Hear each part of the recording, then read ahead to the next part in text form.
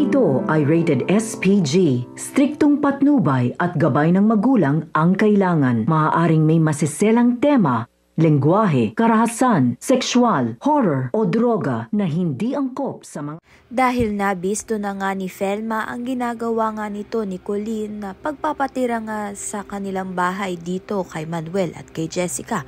Kaya naman nga't magmamakaawa nga itong si Colleen na payagan nga siyang ipagpatuloy na patirahin nga itong si Manuel at si Jessica sa bahay nga nila.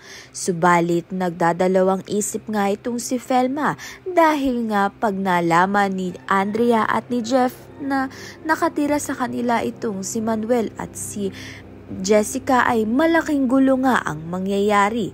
Kaya naman nga't may posibilidad na pasikreto nga muli nila itong gagawin. Sa kabilang banda naman nga gumagawa pa rin nga ng paraan itong si Andrea upang makipagbalikan nga muli itong si Felma dito nga kay Noah. Subalit desidido na nga itong si Felma na wag na ngang makipag-ugnayan dito nga kay Noah. Samantalang hindi naman nga titigil itong si Hazel hanggat hindi niya nga nababawi ang kanyang mag-ama.